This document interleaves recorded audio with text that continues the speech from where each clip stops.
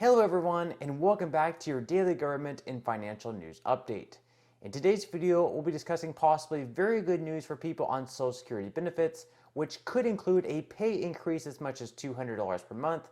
We'll also be touching base on news at the southern border, where records continue to be broken, but not in a good way. And finally, we discuss the stock market as well as Bitcoin. Now, as always, I am interested in hearing your thoughts on everything, and I wanted to quickly thank everyone for giving my videos likes and sharing them, as that certainly helps push these videos out to other people like you.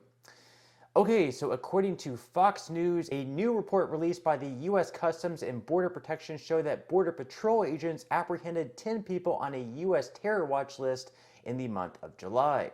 In total, the report showed that there were more than 1.8 million Border Patrol encounters, including with 66 people currently on the terrorist screening data set. Catching 66 people on the terrorist screening data set is especially uncommon, given that it's twice the amount from the previous 5 years combined.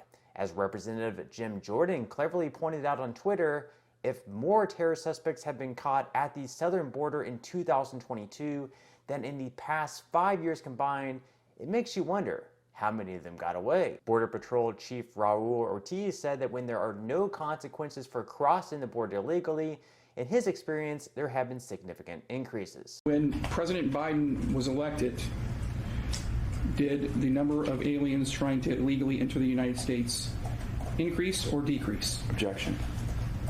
Increase. In my experience, we have seen increases when there are no consequences. There is an assumption that if migrant populations are told that there's a potential that they may be released, that yes, you can see increases. When President Biden came into office, he promised no more border wall would be built, and it was clear his stance on illegal immigration was much softer than in previous administrations.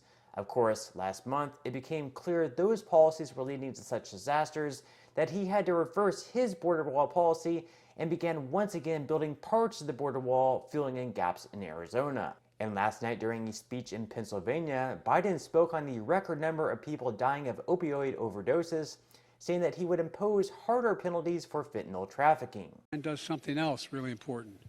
It addresses the opioid epidemic. You notice how many people are dying of opioid overdoses now? And by the way, laced with fentanyl? Attorney General Shapiro can tell you more about that you never want to know for a fact. For real. He's been such a strong leader on this. But we're going to impose tougher penalties for deadly fentanyl trafficking. That's poisoning communities across this country. This is a key part of the unity agenda I'm announcing that I announced in my State of the Union address. We can do this. We have to do this. We'll make America safer. I mean, if something had been done in the last several months about the thousands of pounds of this stuff pouring across the southern border, we may not have this problem, but here we are.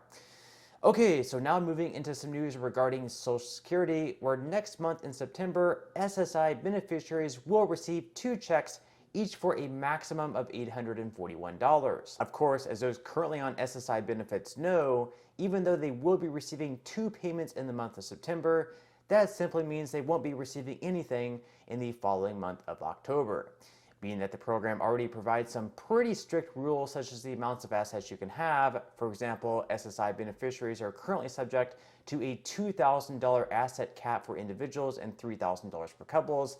It makes it pretty difficult to get by. Just because you're not going to have any extra padded savings, you're not going to have a larger savings in case of an emergency. So because of this, a bipartisan proposal was created by 2 senators in Ohio, Rob Portman and Sherrod Brown. We have 1 Republican, 1 Democrat, makes it bipartisan, where the asset limits would be updated with an increase, which would allow those receiving the benefit to have more savings for emergencies like I just mentioned, because $2,000 isn't a whole lot of money. If something bad were to happen, you don't have a lot of money there kind of to protect yourself, I guess.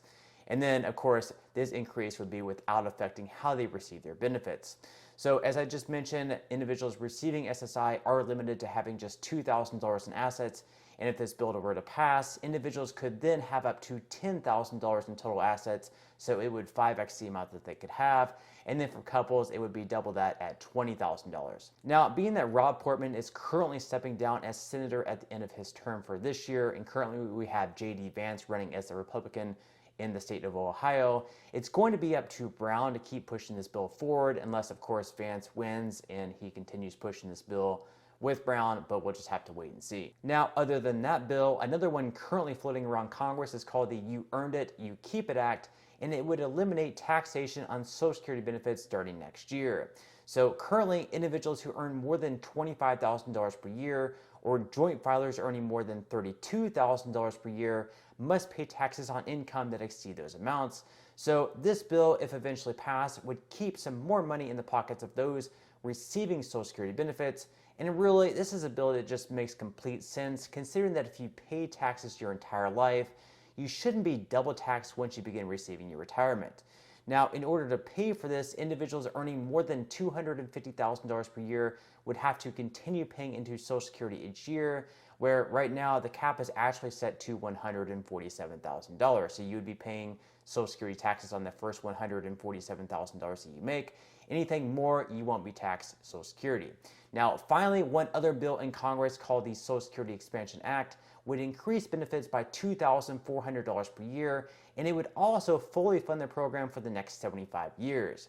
Now, to pay for this, like in the previous bill that I went over, they would eliminate the cap on Social Security taxes where it's currently at $147,000, and once again enforce people to pay Social Security tax on income above $250,000 a year. Now, at the moment, more than 15 members have co-sponsored the piece of legislation in the House, and the proposal also has gained the support of more than 50 major organizations. So this does have a little bit of traction behind it. Will it pass before the midterm elections? Perhaps. They will have a lot of motivation that would certainly help them maybe at the polls in certain states. But of course, with everything else going on right now, it might be something that gets pushed to the side. Regardless, with most estimates that the Social Security Trust Fund will run out of money within the next 12 to 13 years, they'll definitely need to have some type of reform take place within the next few years or so. Okay, so now moving into some money news where stocks once again fell on Tuesday, with the S&P 500, Dow Jones, and the NASDAQ all dropping by right around 1%. Bitcoin, just like the stock market, also fell by over 1% over the last day and now sits in the low $20,000 per coin range. Now, futures for today are actually looking pretty solid, with Dow futures up by 0.17%.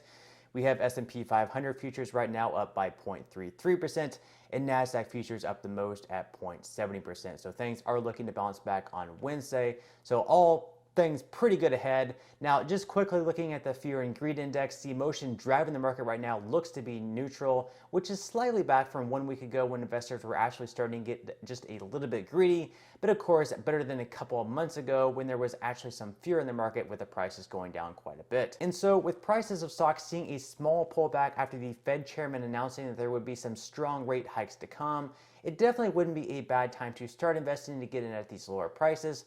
Or if you've already started investing, to continue dollar cost average again. So if you would like to receive 12 free stocks and $5 worth of Bitcoin, in the comment section below, I will leave a link where you can receive just that from my partner in Webull.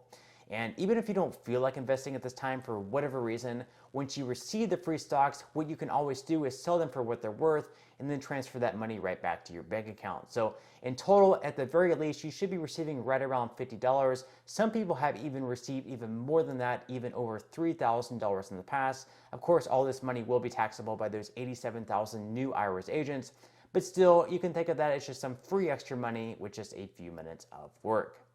But on that note, I'm going to go ahead and wrap up this video. If you enjoyed the content in today's video and you would like to see more like it, I would greatly appreciate if you would give this video a like, subscribe to my channel, and make sure to ring the notification bell. That way you won't be missing any of my future videos. And until next time, I hope you have a wonderful rest of your day, and I'll see you in the next video.